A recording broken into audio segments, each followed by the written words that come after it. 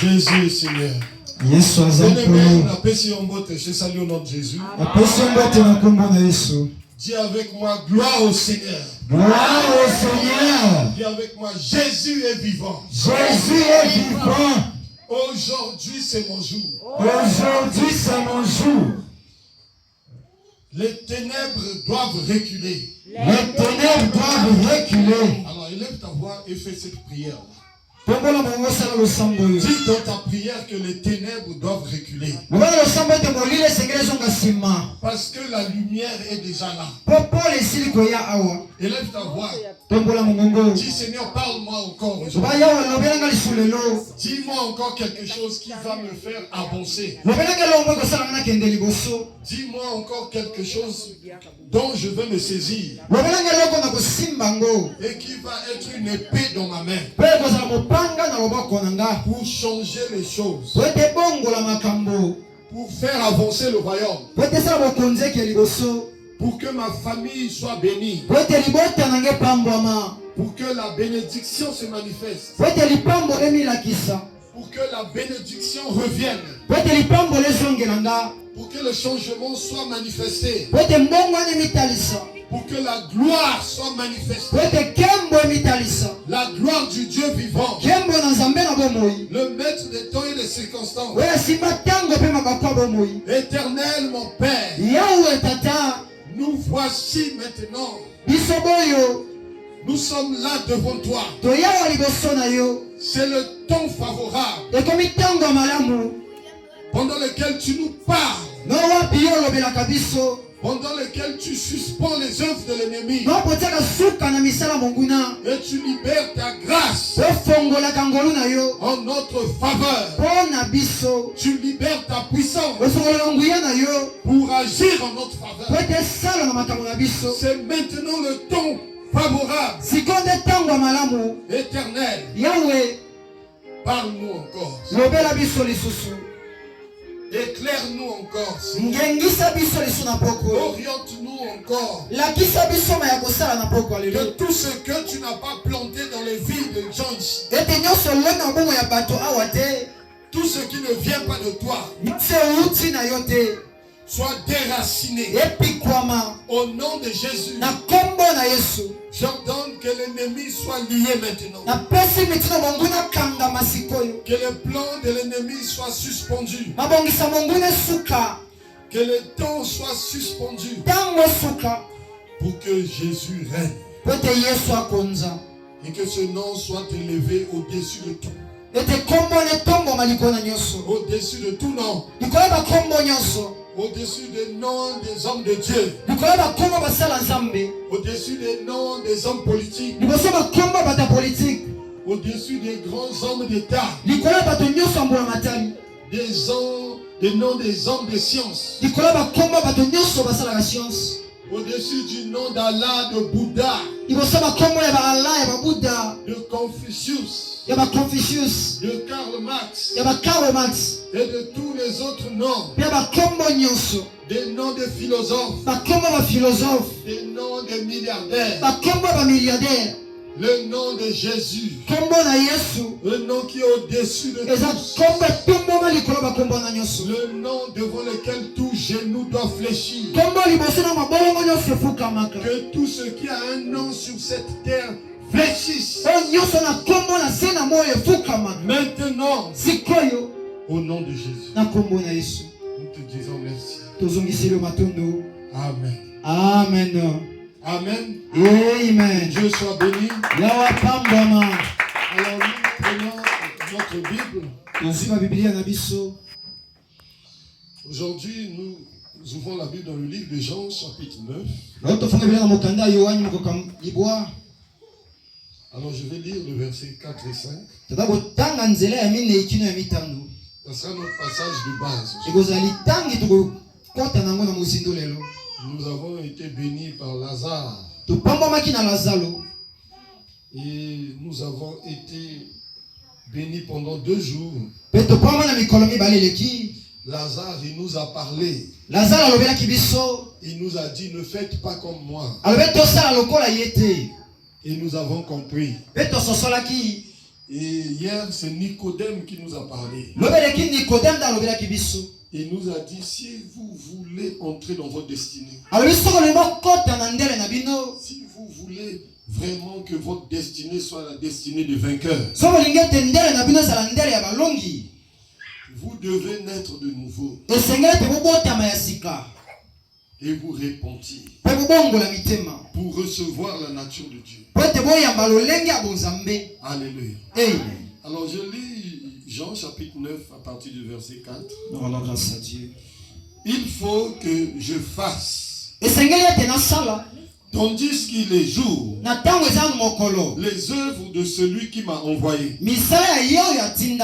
La nuit vient où personne ne peut travailler. Pendant que je suis dans le monde, je suis la lumière du monde. Voilà la parole du Seigneur aujourd'hui. Alléluia. Amen. Que Dieu bénisse sa parole. Nous pouvons nous asseoir.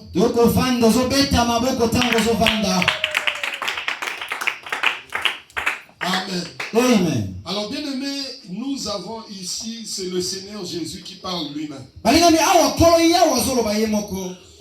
Et lorsque j'enseigne les hommes de Dieu, je leur dis toujours de faire attention lorsqu'ils lisent la Bible. Qu'ils fassent attention parce que dans la Bible, il y a beaucoup de gens qui parlent. Et dans la Bible, il y a aussi beaucoup d'histoires. Mais lorsque c'est Dieu lui-même qui parle, il faut faire attention.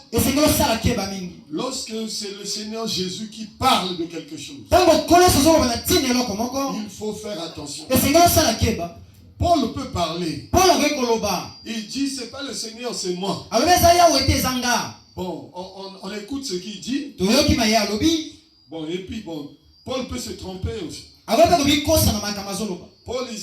Paul, il peut donner aussi son avis. Donc, comme toi aussi, tu peux donner ton avis. Comme moi aussi, je donne souvent mon avis. Vous savez, moi je ne suis pas d'accord avec ce que la Bible dit sur les prophètes. Je le dis toujours, c'est mon avis. Dans la Bible, le Seigneur Jésus dit que le plus grand prophète, c'est Jean-Baptiste. Moi, je dis d'accord, Seigneur. Bon, Jean-Baptiste n'a fait aucun miracle. Donc, si on prend les gens qui ont fait les miracles, il faut enlever Jean-Baptiste. Et le Seigneur nous apprend par là que le plus grand, ce n'est pas celui qui fait beaucoup de miracles. Bon, et puis quand moi je vois Jean-Baptiste, il n'a rien écrit. Il n'a pas écrit, bien aimé. Les paroles s'envolent. Il y a la parole de Dieu qui subsiste éternellement. Alléluia. Amen. Lorsque vous lisez la Bible, qu'est-ce que vous avez retenu de ce que Jean-Baptiste a dit? La plupart des gens, ils retiennent seulement une phrase que Jean-Baptiste a dit. Bon, mais moi, j'en ai beaucoup que j'ai retenu. Mais la plupart des gens, si on leur dit Jean-Baptiste a dit quoi? Ceux qui lisent la Bible, ils vont dire répondez-vous car le royaume des cieux est proche. C'est un peu la seule parole de Jean-Baptiste que les gens retiennent. Vous voyez? C'était un homme extraordinaire. Il avait le Saint-Esprit depuis le ventre de sa mère. Jésus l'a communiqué le Saint-Esprit quand il était encore dans le ventre de sa mère. Et Jésus aussi était dans le ventre de Marie. Donc dans le ventre de Marie, Jésus lui a donné le Saint-Esprit dans le ventre d'Élisabeth. C'est extraordinaire. Mais pour moi, quand même, il n'était pas le plus grand. Moi, je suis convaincu que le plus grand, c'est Isaïe. Je vous ai dit pourquoi. Isaïe, un homme extraordinaire. Il a fait reculer l'ombre. C'est-à-dire que si l'ombre recule, ça veut dire que le soleil a reculé. Parce que ton ombre, c'est par rapport au soleil. Mais c'est un homme, ce qui m'épate, c'est qu'il a résumé la Bible avant que les gens écrivent la Bible. C'est pour ça que moi je le place en tête. Amen. Amen. Je le place en tête pour ça. Parce que les Écritures, c'est ça qui nous permet, lorsque on a beaucoup de choses qui racontent n'importe quoi, mais les Écritures font qu'on sache vraiment où on va.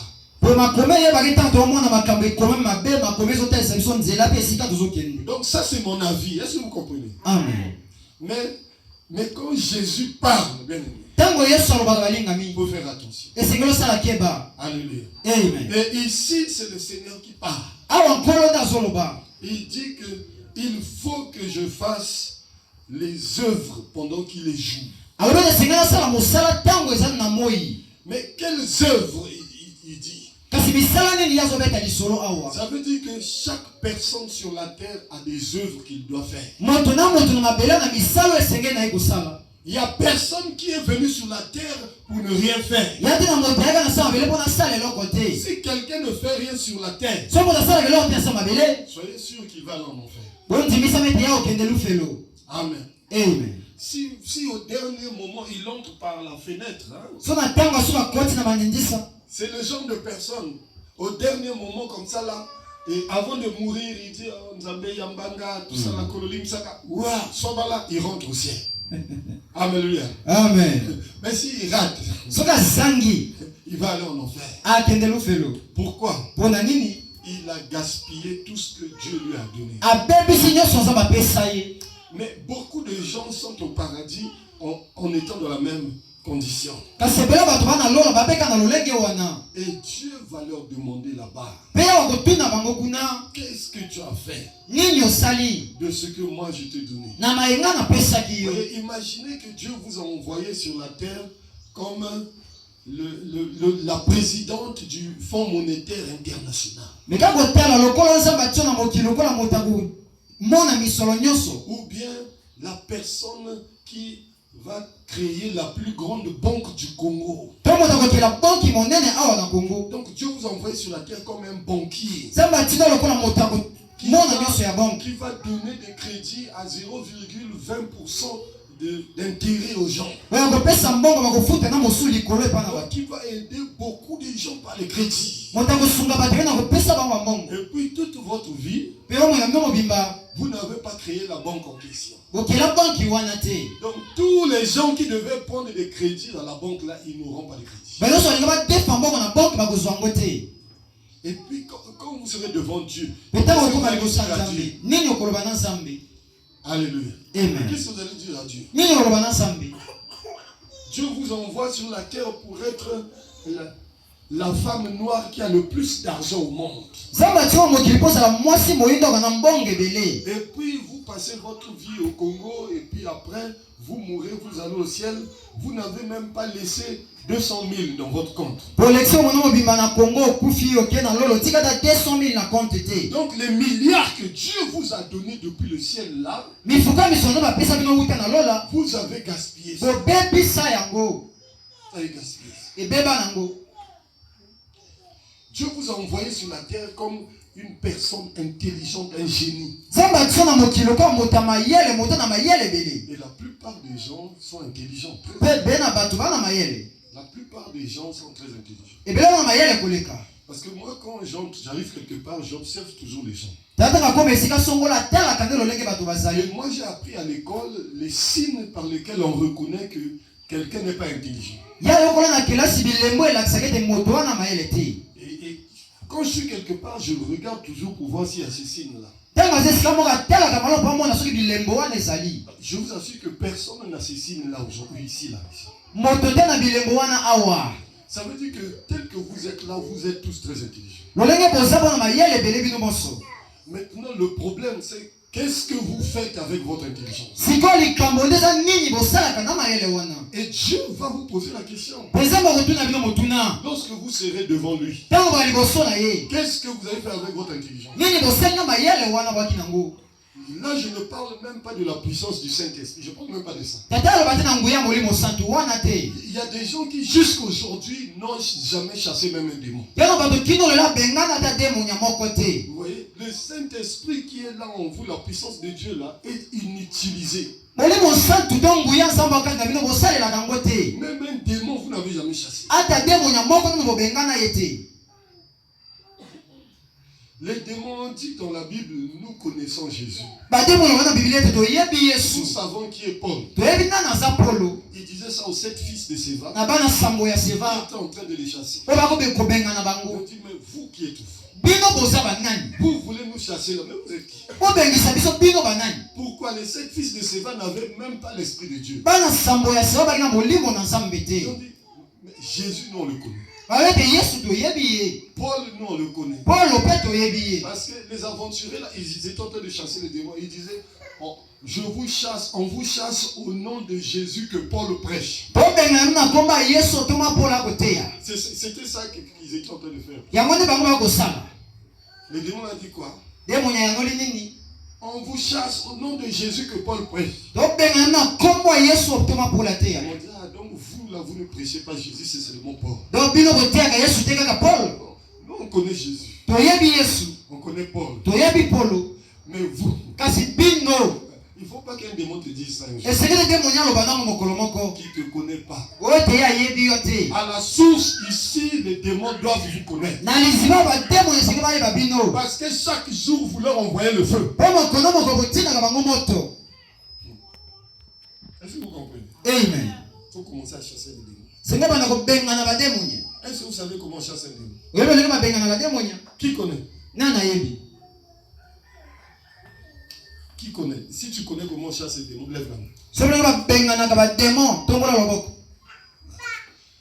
Dans la foule, il n'y a personne qui sait comment chasser un démon. Il faut noter ça.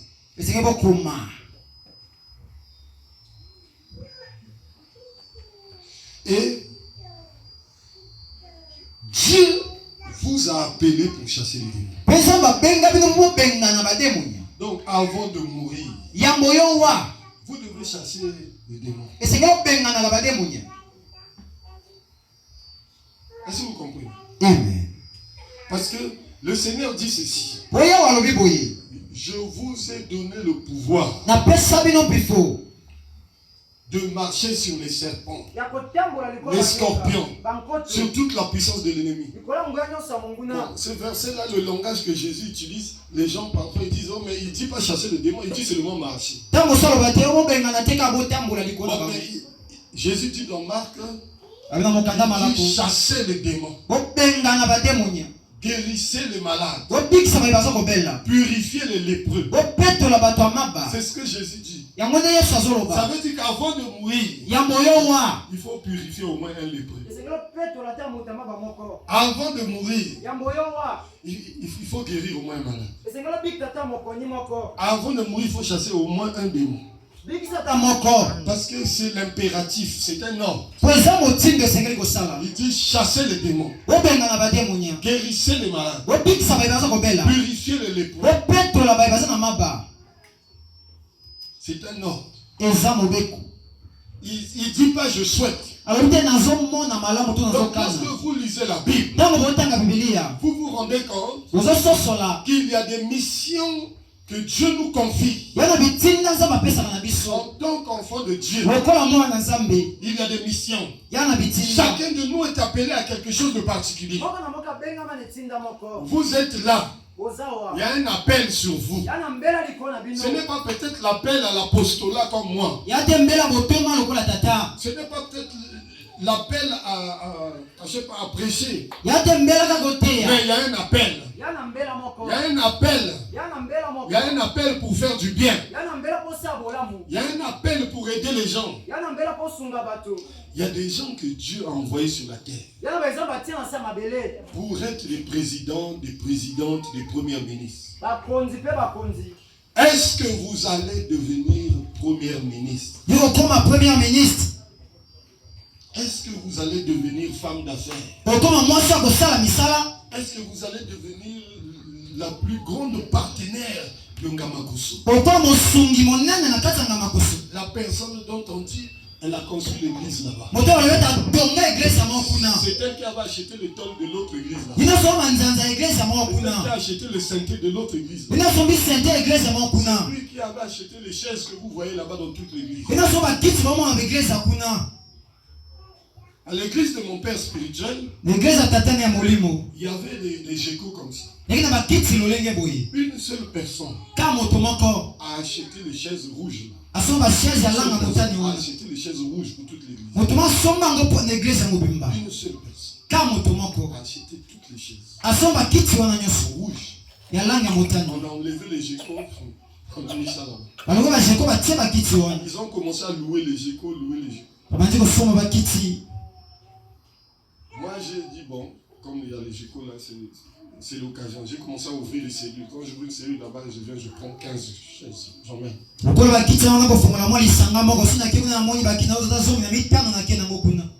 Dieu vous a chargé de quelle mission? C'est ça les œuvres. Jésus, il avait une mission. Et il dit qu'il faut que j'accomplisse ma mission pendant qu'il fait encore jour. Et ce n'est pas n'importe quelle chose qu'il avait à faire. Il dit les œuvres de celui qui m'a envoyé. Vous n'êtes pas sur la terre par hasard. Vous êtes sur la terre pour une raison. Il y en a qui sont là pour plusieurs raisons comme moi. Moi je suis sur la terre pour plusieurs raisons. Et je fais tout pour faire ces choses-là. Je fais tout. J'évangélise. J'implante les églises. Je forme les serviteurs de Dieu. J'écris des livres. Je fais des affaires. J'aide les orphelins et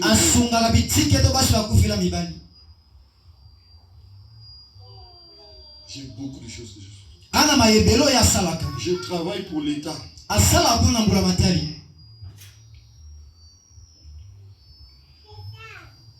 Mais toi tu fais. Le ciel attend les œuvres que tu fais. La Bible dit que la création tout entière attend avec un ardent désir la révélation des fils de Dieu. Tu vas te révéler dans quoi? C'est ça les œuvres. Le monde attend. La source va sortir qui cette année? Qui va sortir?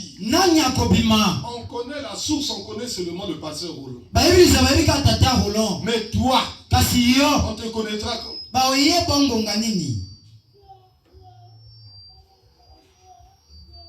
On te connaîtra quand? Il faut faire les œuvres de celui qui t'a envoyé sur la terre. Satan envoie des gens sur la terre. Et les gens là font les œuvres de Satan. Mais toi tu as été envoyé par Dieu. Les œuvres de Dieu t'attendent. Il n'y a pas quelqu'un qui fera ça à ta place. C'est vrai qu'il y a des gens violents. Quand il voit le vide lui-même, il se met là. Moi, aujourd'hui, je me contente de faire ce que je dois faire. Mais avant, quand je voyais le vide, j'entrais là. J'entrais dans tous les couloirs. Je viens, ceux qui balaient l'église ne sont pas là, je balaie. Après, celui qui va modérer n'est pas là, je modère. Et puis un jour, il n'y avait pas le prédicateur. On a appelé tous les pasteurs. Ils étaient occupés. C'est le père spirituel qui devait prêcher.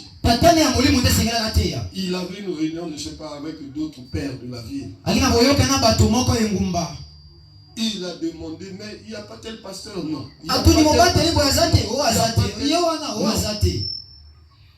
Après, il était fatigué, il a dit, mais qui est là? Et moi, je le conduisais et j'étais toujours avec lui. Et le jour-là, il était parti sans moi. Et j'étais à l'église. On a dit, mais c'est le frère Guigui qui est là.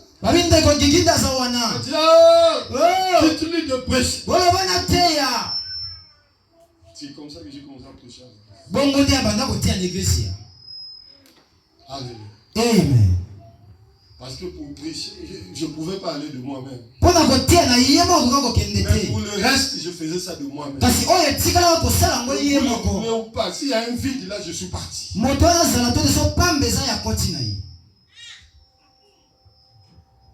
Vous avez des œuvres à faire. Dieu a dit ceci à Jérémie. Jérémie chapitre 1 verset 5. Avant que tu ne sois formé dans le ventre de ta mère, je te connaissais. Et je t'avais établi prophète des nations. Avant que tu ne naisses, tu étais quelqu'un. Quand tu étais avec Dieu. Mais comme tu es venu sur la terre, tu n'as pas changé. Tu es toujours cette personne. Mais tu ne connais pas qui tu étais avant. Tu étais qui? Est-ce que tu étais la femme du président? Est-ce que tu étais une prédicatrice? Une prophétesse? Un apôtre? Un milliardaire? Beaucoup de gens avant de venir, ils étaient des milliardaires.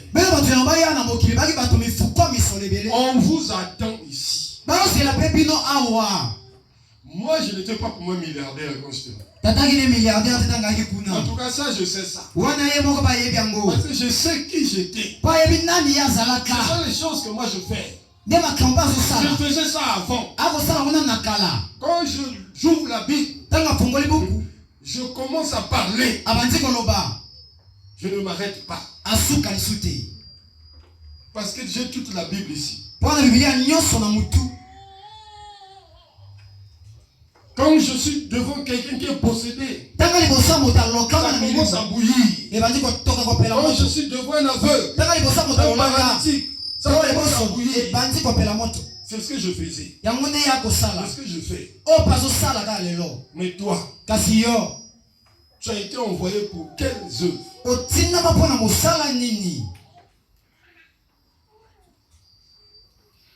Tu es en train de faire tes œuvres à toi. Mais celui qui t'a envoyé attend aussi que tu fasses ses œuvres.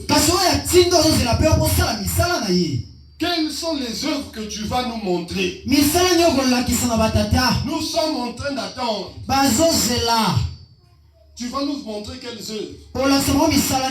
Un génie qui fabrique les trucs. On attend que tu nous fabriques les choses ici.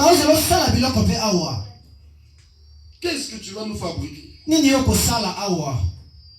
Beaucoup de gens, ils manifestent que les œuvres de la chair.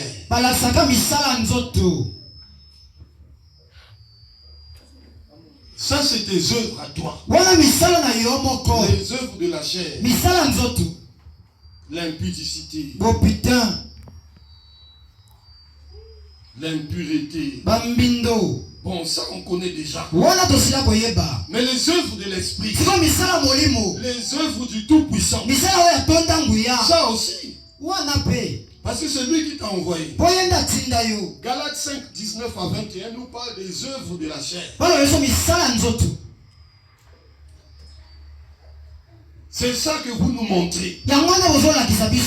Les inimitiés, les querelles, les jalousies, les œuvres de la chair. Bon, mais donc c'est tout ce que vous avez à nous montrer.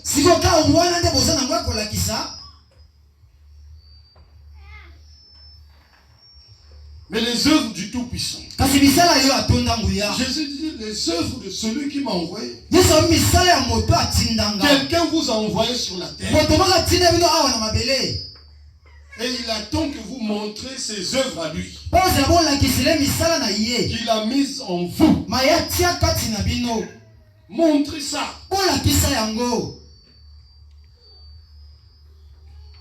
les œuvres de la chair, ça disqualifie du royaume. Si vous suivez seulement les œuvres du monde, les œuvres de la chair, la Bible dit que les désirs de la chair sont contraires aux désirs de l'esprit. Donc plus vous suivez les jalousies, plus vous suivez les querelles, ça vous éloigne des œuvres de Dieu qu'il y a en vous. Ça vous éloigne de ça. Parce que c'est contraire.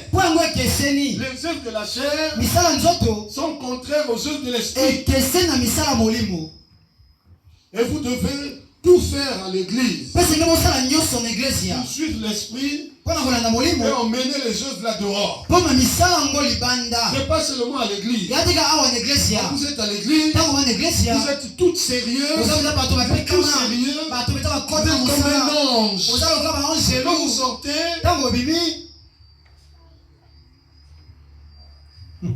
vous laissez l'angéologie. Non. Il faut emmener ça dehors. On t'insulte, tu rends grâce à Dieu. On te gifle. Bon, même si tu ne donnes pas l'autre jour, mais tu rends grâce à Dieu. Parce que moi, quand on me gifle ici, je ne donne pas l'autre jour. Je dis merci, je m'en vais. Bon, mais si toi tu donnes l'autre jour,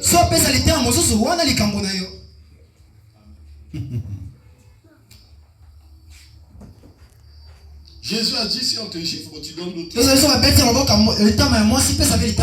Mais refuser de donner l'autre jour, c'est pas un péché. Donc moi je donne pas l'autre jour. Parce que m'a déjà giflé là. Moi, l'homme prudent, il voit le mal de loin. Et il se cache. Donc quand quelqu'un m'a giflé là, j'ai dit il ne faut pas que je lui donne l'occasion de me gifler. Je prends mes dispositions. Bon, mais toi si tu appliques la Bible à la lettre, tu donnes aussi d'autres. Mais sache qu'avec l'homme, comme le cœur de l'homme est tordu, quand il te gifle, tu donnes l'autre jour, il gifle. Il dit bon, il va plus s'arrêter à la gifle. Après il va te doubler. Parce que tu as donné l'autre jour. Après il va te doubler. Si tu tombes pas, il te donne un coup de poing. Ça ne sera plus les gifles. Bon, ça c'est toi. Est-ce que tu comprends? Parce que dans l'histoire de la Bible, il faut mettre l'intelligence. Il ne faut pas seulement lire la Bible et perdre de mot à mot. La Bible dit que ajouter à la foi la connaissance. Donc si quelqu'un te gifle, sache qu'il te veut du mal. Prends tes dispositions. Bon, si tu donnes l'autre jour, mais sache que si tu donnes la main à quelqu'un, il dit oh, mais il va prendre le bras. Après, quand il t'a giflé, tu as donné, il a giflé encore. Après, il te donne, après, il va fouiller tes poches. Oui. Il va fouiller tes poches. Parce que tu te donnes. Il va faire ce qu'il veut. Après ça, il ne faut pas dire que oh Dieu. Parce que Dieu n'est pas là-bas. Dieu n'est pas là-bas. Parce que si tu veux appliquer la Bible plus que Dieu lui-même, si tu crois que tu aimes la parole plus que Dieu lui-même, bon, ce qu'un homme aura semé, il le moissonnera. Donc si tu donnes la joue, tu vas moissonner. Si tu moissonnes le coup de pied, le coup de poing, tu comprends? Donc il ne faut pas chercher à moissonner n'importe quoi. Alléluia. Amen. C'est ça la Bible. Ajouter à la foi la connaissance. Dans la chrétienté, dans la foi, il ne faut pas que l'intelligence soit bâillonnée. L'intelligence doit fonctionner. Parce que si on ne fait pas fonctionner l'intelligence, on est devenu des robots ou des esclaves. Le Seigneur dit pendant qu'il fait encore jour. Alors bien aimé, le jour c'est quoi? Le jour c'est le moment favorable. Parce qu'il y a un temps pour chaque chose. C'est Ecclésiaste 3 qui nous dit ça. Il y a un temps pour chaque chose. Il y a un temps favorable. C'est ça que le Seigneur dit le jour. Le jour, c'est la saison de bénédiction. La saison où tu peux faire les choses et ça marche. La saison où les portes sont ouvertes. Les saisons des opportunités. Dieu envoie des opportunités. Il envoie. C'est le jour. Attention. Beaucoup de gens, ils ratent le jour.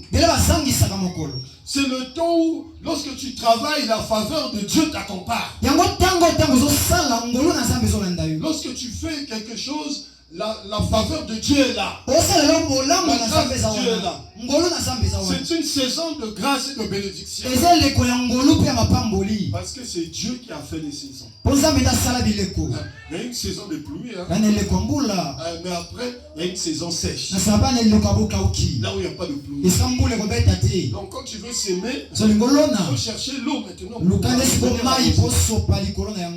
Et la saison sèche. Si tu veux s'aimer, tant pis pour toi. Mais le jour, c'est la saison où Dieu fait prospérer les gens. C'est le moment favorable. Il y a un temps où la grâce de Dieu accompagne nos actions. Et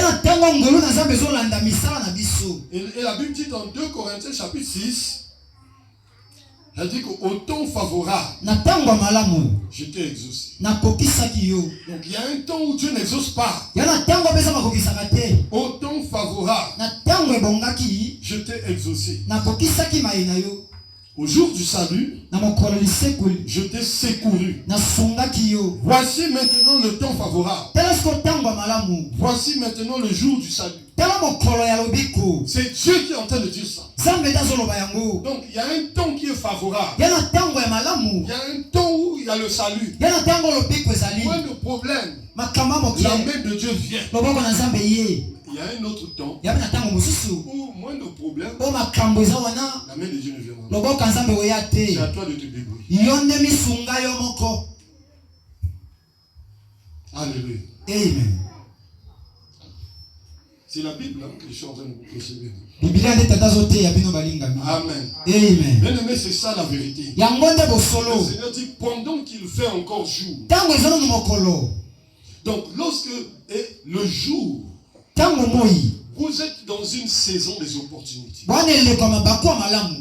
Actuellement, c'est le temps des opportunités.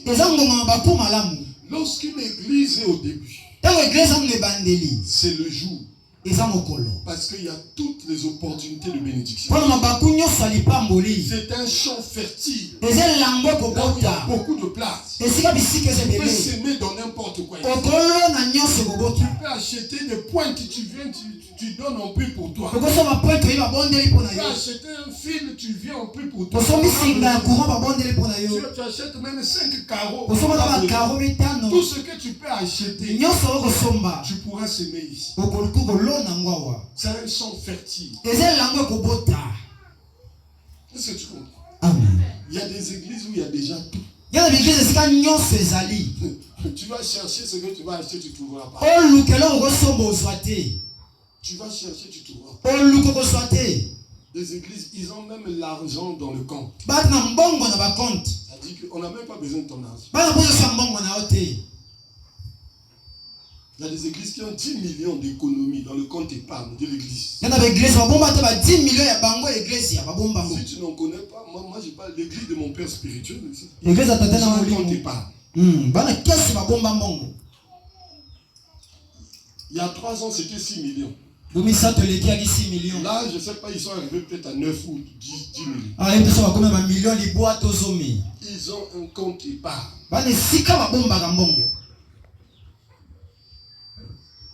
Pas le compte courant. Ils ne touchent pas ça. Maintenant, une église comme ça, tu vas chercher la bénédiction. Et c'est pour ça que quand on dit, les gens courent là-bas pour donner 1 million. Quand je vois ça, ça me frustre. Les gens courent là-bas. Quand on dit, bon, on cherche 2 personnes qui vont donner 1 million, 1 million. Il y a 10, 11 personnes.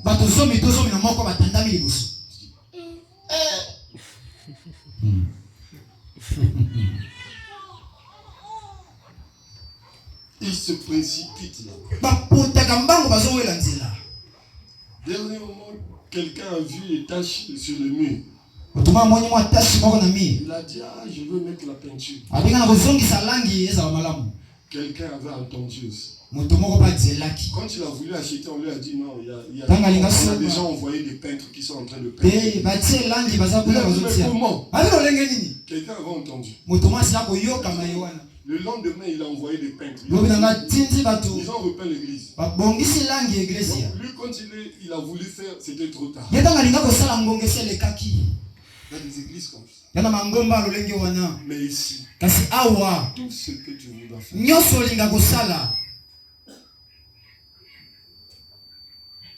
personne ne va te faire la concurrence.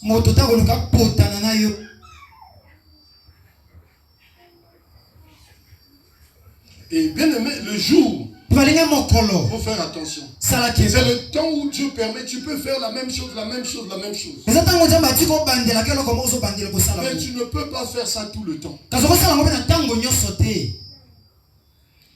Tu peux faire toute la journée, tu peux faire pendant une saison, mais tu ne peux pas faire toute l'année. Pourquoi? Dieu a fait les saisons. Et Dieu a fait chaque chose en son temps. Il y a un temps où Dieu fait que tu sois assis en train d'écouter la parole, d'écouter. Mais il y a un temps où tu voudras t'asseoir. Tu verras comme s'il y a des piquants qu'on a mis sur. Dieu ne voudra pas que tu t'asseyes comme ça. Pourquoi? Ceux qui ont résisté à ça, c'est des gens qui sont devenus des rebelles. Pourquoi? Ils ont écouté les prédications, ils ont écouté les enseignements. Tellement ils ont écouté, ils connaissent presque tout. Quand le prédicateur donne un thème, notre thème d'aujourd'hui, c'est le temps des œuvres. Quand le prédicateur donne un thème, lui il est assis. Il a 10 ans d'écoute de prédication. Et les versets bibliques. Il connaît déjà les versets que le thème là, on peut donner.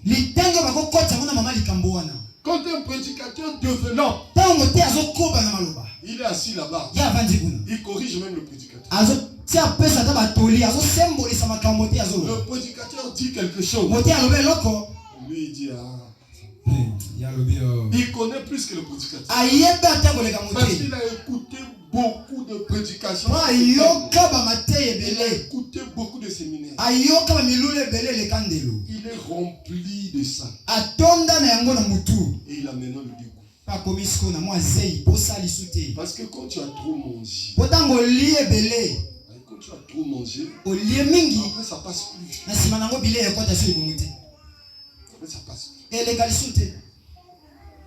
Il y a un temps pour écouter les prédications. Et il y a un temps où vous aussi vous devez aller prêcher les autres.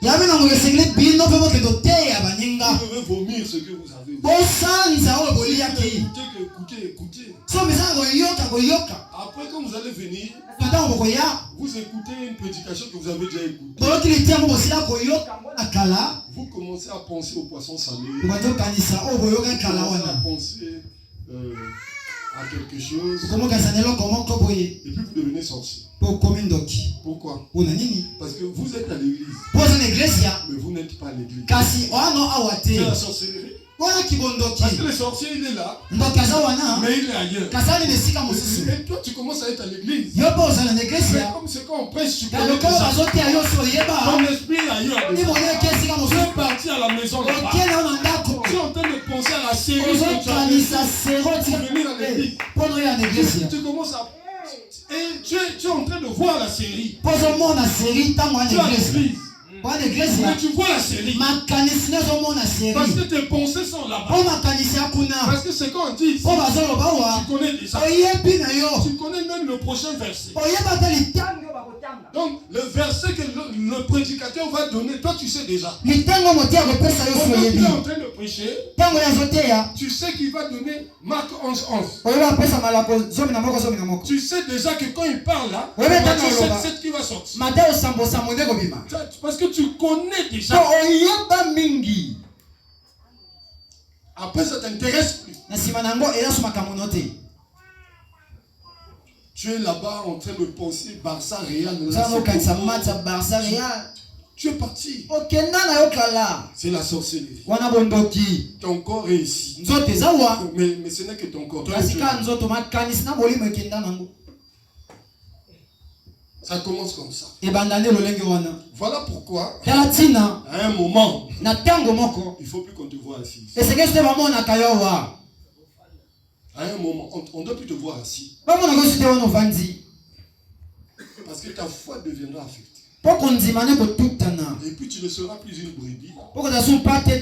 Tu ne seras plus un responsable. Tu deviendras un inspecteur. Viens à l'église pour inspecter. Les inspecteurs, ils n'aiment pas s'asseoir devant. C'est là où tu vas commencer à t'asseoir derrière. Au coin là-bas. Commencer à regarder comme ça. Tu vas croiser les pieds. Tu vas commencer à regarder. Il a dit le à la place de là. Il a mal conjugué le verbe. Tu deviens un inspecteur. Parce que le fond, tu connais. Tu commences à voir la forme. Tu dis, mais le pasteur aussi, vraiment. Il ne voit pas que son pantalon avec sa chemise, ça ne marche pas. Il n'a pas bien mis les couleurs. Est-ce qu'il n'a pas vu qu'il y a eu une tache sur sa chemise? Donc tu commences à chercher les détails. Et on dit que le diable se cache dans les détails. Quand tu vas chercher les détails, tu as déjà pris le diable. C'est comme ça que Satan était entré dans Judas. Judas était apôtre. Il faisait les miracles. Il était trésorier du ministère de Jésus. Mais à un moment, tout ça, ça l'intéressait plus. Et la Bible dit Satan entra en lui. Il était devenu inspecteur. Attention. Le jour où on profite. Est-ce que tu comprends? Amen. C'est le temps favorable. Et beaucoup de gens, quand ils ont raté le temps favorable, ils ont raté la saison du travail, ils ont raté toutes les opportunités, ils entrent dans une autre saison. Et c'est là où ils font beaucoup d'efforts, mais les effets ne suivent pas. Pourquoi? Ce n'est plus le jour. C'est maintenant la nuit. Amen. Amen. Mais vous savez pourquoi Jésus avait dit aux apôtres de ne plus rien faire? Quand il est parti, il a dit attendez que je vous envoie l'esprit que mon père avait promis. Pourquoi? À partir de la croix, quand Jésus est mort à la croix, il est allé dans le séjour de mort. Il est ressuscité. Il est monté. ténèbres couvraient la terre. C'était la nuit. Et c'est pour ça qu'il avait dit aux disciples, ne faites plus rien. Parce que toute la terre était dans les ténèbres. Il a dit, ne faites rien. Vous comprenez? Si quelqu'un allait essayer, il allait mourir. Dieu n'allait pas le protéger. Et Jésus a dit, quand il est ressuscité, il a dit, faites rien, restez dans la chambre haute. Interdiction formelle d'exercer le ministère. Il y a des temps comme ça.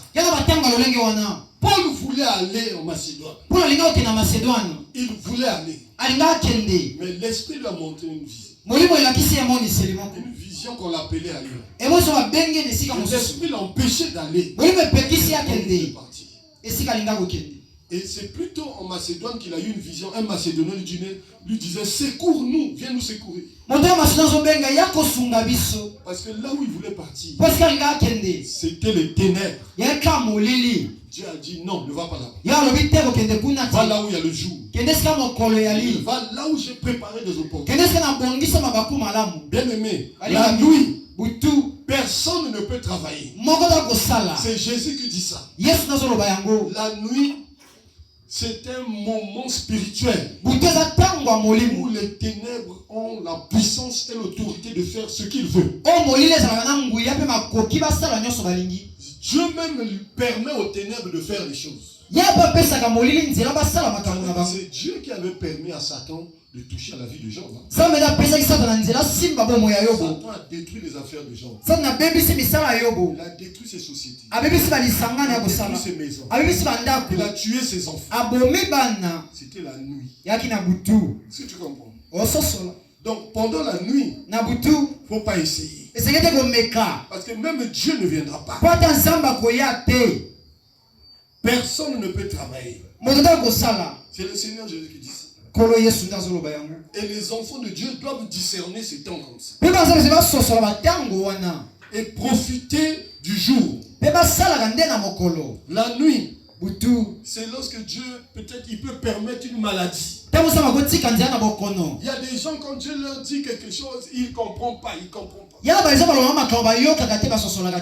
pour garder certaines personnes sur place, Dieu laisse une maladie là. Ça le garde là. Et grâce à la maladie, il est protégé en fait. Alléluia. Amen. La nuit, ça peut être parfois aussi la prison. Amen. Amen. Une prison spirituelle. Parce que la prison physique, bien aimé, ne peut pas empêcher quelqu'un de faire le ministère. Parce qu'en prison, il y a des âmes là-bas. Il y a des bandits, il y a des gens possédés. Quand quelqu'un a le ministère, il va là-bas, il continue le ministère.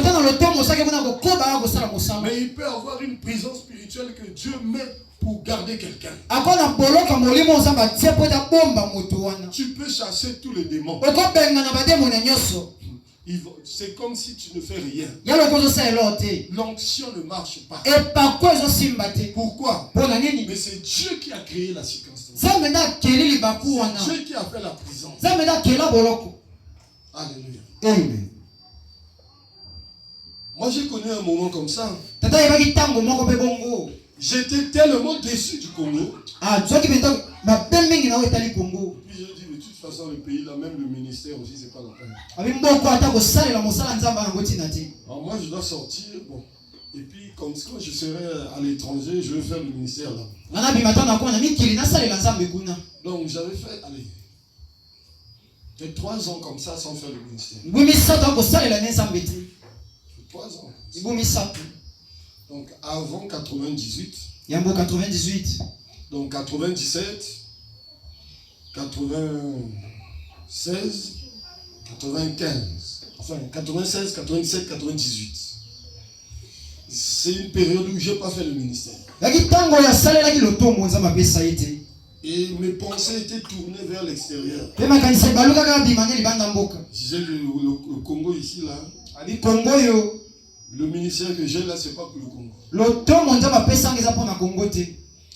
Bien aimé, et en 97, 98, j'avais des relations, j'avais des ambassadeurs parmi mes relations. Mais malgré mes relations, j'avais des consuls dans mes relations. Les consuls là, les ambassadeurs là, ils m'ont pas donné le visa. Et je jeûnais. C'est comme ça que j'étais reparti à la CFMC. On allait faire tous les jeunes là-bas, chasser tous les démons. Et un jour, j'étais en train de chasser les démons. Au nom de Jésus, on liait blocage, voyage, tout ça. J'ai lié sérieusement les démons. J'étais en jeûne. J'ai entendu une voix qui m'a dit: si tu ne réponds pas la Bible pour prêcher les gens, tu ne sortiras jamais. J'ai tourné. J'ai cru que c'était quelqu'un qui m'avait parlé. Zéro. J'ai continué. La voix m'a encore parlé. J'ai tourné. Zéro. Après j'ai compris. J'ai dit, je suis en train de perdre mon temps ici. La prière n'était pas finie. J'ai pris ma Bible et je suis parti. Et la semaine là, je devais aller à l'ambassade. Je savais déjà que ça n'allait pas marcher. On m'a appelé. J'ai donné le visa. On était nombreux. Et cette fois-là, c'était une délégation de la présidence. Donc il y avait beaucoup de passeports pour la présidence. C'était Justin Aya qui était à ce moment-là le chargé des relations extérieures. C'est lui qui emmenait les passeports de tout le monde à l'ambassade. Donc, je lui ai donné mon passeport au boulot. Après quelques jours, il m'a appelé. Il m'a dit: Serge, c'est aujourd'hui que je récupère les passeports. Moi, je me suis dit, bon, là, quand même, c'est la présidence. Donc, on ne peut pas refuser. Là, j'étais sûr. J'ai dit, bon, j'ai eu Dieu. Alléluia. Amen. Je suis allé dans ma voiture, j'ai attendu quand il sort. Et on était nombreux là-bas. Il dit: ah, tel, tiens. Il appelle, il donne. Et le dernier passeport, c'était moi. Il n'était pas sorti de la voiture. Et il est venu vers moi. Il m'a regardé même 2 minutes. Il tenait mon passeport comme ça. Et moi, je le regardais. Après, il m'a donné le passeport. J'ouvre le passeport. Il n'y avait aucun cachet. Il n'y avait pas de refus, non. Non, il n'y avait pas de refus. Il n'y avait rien. Le blanc n'a rien mis dans mon passeport. Donc il regardait ça comme ça. Et puis il m'a remis. Quand j'ai regardé, j'ai dit: mais il n'y a rien. Il dit: ah, il n'y a rien. J'ai dit: mais il faut lui demander pourquoi il n'y a rien. Là, on m'a déjà appelé. Il est parti. Il dit: quand je revenais de Paris, comme ça on va voir ça. On a mis, au lieu même qu'on mette le refus, on a mis seulement la date. Amen. Amen. Il y a un temps défavorable. Quand c'est la nuit, il faut discerner. C'est le règne des ténèbres. C'est le changement de saison. Il faut profiter de la bonne saison. Parce que si c'est la nuit qui arrive, tu ne pourras rien faire. Tu ne pourras pas s'aimer. Parce que si tu sèmes, tu ne récolteras pas. Parce que ce n'est pas ta saison. Dieu peut aussi ouvrir une autre porte. La nuit, ça peut être une autre porte. Dieu t'a ouvert une autre porte. Mais toi, tu ne veux pas aller là-bas. Tu veux seulement faire ce que tu fais d'habitude. Tout ce que tu feras ne marchera pas. À supposer que tu étais en train de vendre du manioc. Les gens achètent du manioc. Les gens commandent du manioc. Ton commerce est béni. Mais après, Dieu t'ouvre la porte pour vendre autre chose. Mais toi, tu ne veux pas là-bas. Comme le manioc, ça marche. Tu veux rester seulement sur le. Après, tu vois que les clients vont fuir. Tu vendais des centaines de mille. Après, les recettes diminuent. Après, parfois tu ne vends rien. Après, tu commences à gémir. Tu viens voir le pasteur. Il dit que les démons m'attaquent. C'est pas les démons. La saison a changé. Dieu veut que tu entres dans une nouvelle porte. Beaucoup de gens, ils confondent ça avec une attaque démoniaque. Quand c'est la nuit, c'est la nuit. Ce n'est pas ta saison. Ce n'est pas le temps favorable. Tu peux gagner les âmes. Mais les âmes là ne seront pas pour toi. Alléluia. Amen. J'ai connu ça à Congo-Chine. J'évangélise. Je fais accepter. Les gens acceptent le Seigneur dans la rue. Je prie avec les gens dans la rue. Les gens guérissent dans la rue. Beaucoup de gens. Mais ils ne viennent pas à l'église. Amen. Ils ne viennent pas à l'église. C'est seulement dans la rue. Après, je me suis dit, je n'avais pas demandé la direction de Dieu avant de commencer l'évangélisation. C'est comme ça que j'ai prié, j'ai dit, Seigneur, c'est quoi? Qu'est-ce que je dois faire? Le Seigneur m'a dit, pose d'abord un nouveau fondement à l'église avant de chercher les âmes. J'ai regretté. J'ai perdu mon temps. J'ai cessé d'évangéliser. J'ai recommencé l'église à zéro. C'est ça, poser un nouveau fondement. J'ai posé le fondement. Et les gens sont partis de l'église. Il m'est resté 4 personnes. Et quelques enfants. J'ai commencé à les former. Après, je me suis occupé des enfants. Je remplis l'église avec les enfants.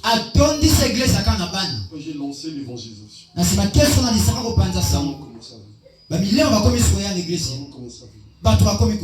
Et mon père spirituel a dit, bon, en tout cas, là, c'est bon, reviens.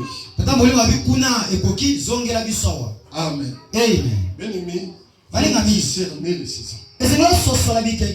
La nuit, il faut discerner. Et ça, c'est la nuit. Quand les ténèbres sont levées, ou quand Dieu ne veut pas, soit c'est les ténèbres, soit c'est Dieu qui a un autre plan. Les deux, c'est la nuit. Personne ne peut travailler. Et quel est le temps pour toi? C'est le temps favorable. Alléluia. Amen. Pour toi aujourd'hui, c'est le temps favorable. Quel que soit ce que tu vas faire, c'est le temps. Voilà pourquoi je répète. Tu dois sortir de l'équipe des gens qui ne font rien. Qui n'a pas d'activité ici? Tu ne fais rien. Lève-toi. Tu n'as pas d'activité. Lève-toi. Parce que c'est la saison du travail. C'est le temps favorable. Si tu ne fais rien, lève-toi. Il y a des gens qui croient que Être dans un foyer, c'est un travail. Le foyer, c'est pas un travail.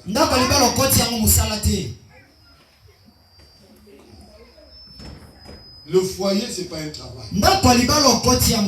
Au foyer, tu t'occupes de ton mari, des enfants.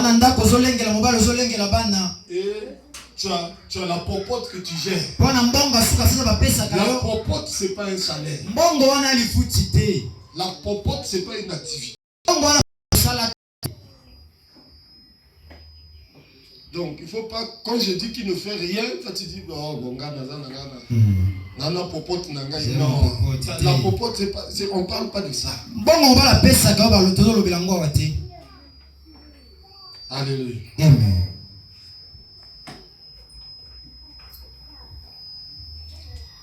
Parce que si je te demande là, il faut dire à ton mari que tu vas s'aimer 10 000 dans la popote. Je ne sais pas s'il va accepter.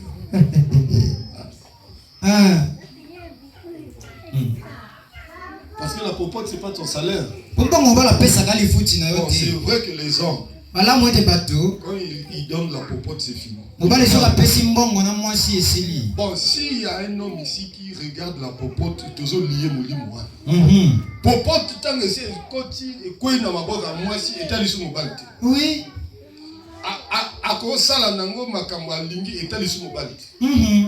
Amen. Amen. Délivrance est quand à l'église. Amen. N'a frappé bilo d'aveuglement. Amen. Amen.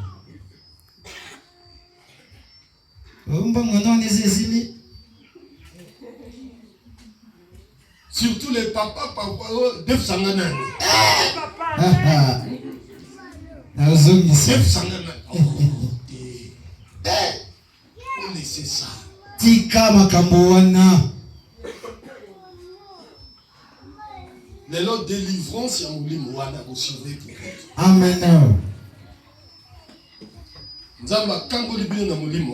Amen. Gérer popote na bien. Amen.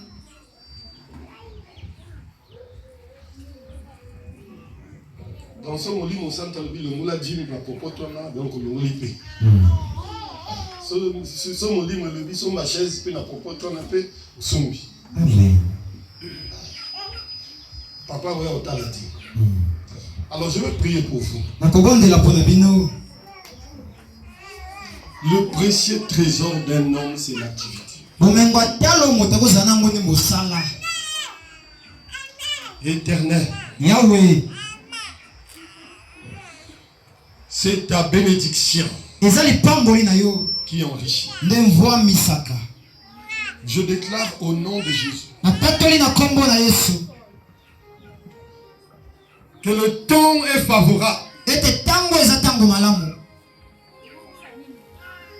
J'appelle l'activité. J'appelle l'action. Que tout esprit qui a manifesté l'inactivité, quelle qu'en soit la raison, soit lié maintenant. Au nom de Jésus, le ciel est ouvert maintenant. Tout travail procure l'abondance.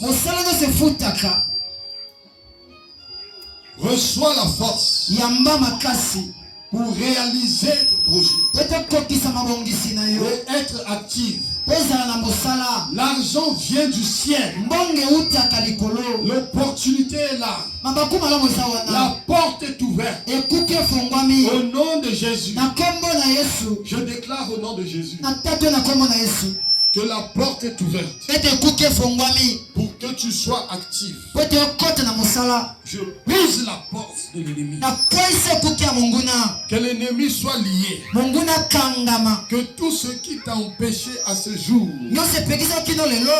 que tu sois actif, soit anéanti. Au nom de Jésus, je déclare par le Dieu très haut, au nom de Jésus, que ses mains sont fortes Ces mains reçoivent la capacité pour être actives, pour faire et défaire. J'ouvre la porte pour que tu sois active au nom de Jésus. Le Saint-Esprit illumine ton esprit maintenant pour te conduire dans cette voie et entrer dans cette porte par le miracle divin. Tu es active dès aujourd'hui au nom de Jésus. Éternel Dieu, c'est toi qui fais et c'est toi qui défais. Je déracine ce que l'ennemi avait planté pour que ta fille soit inactive.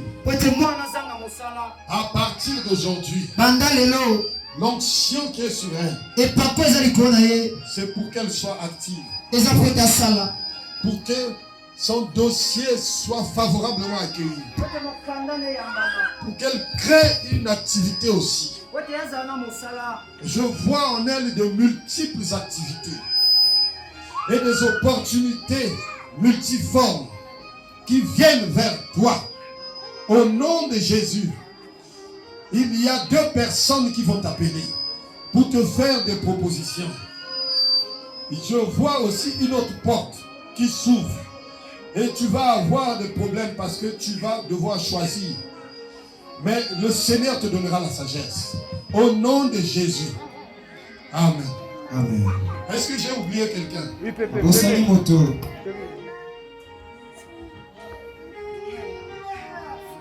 Éternel,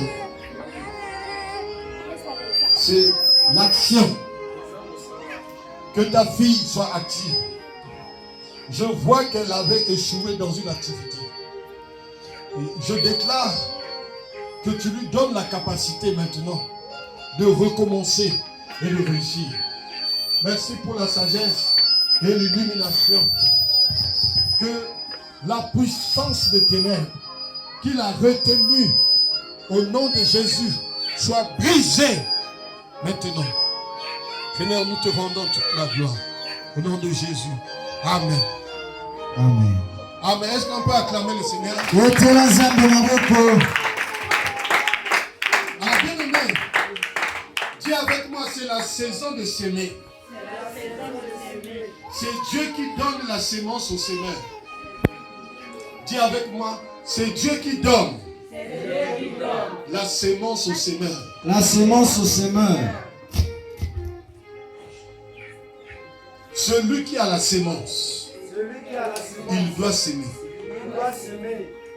Amen.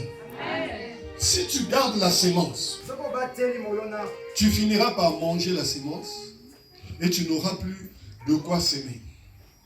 Alléluia. La sémence, c'est l'activité.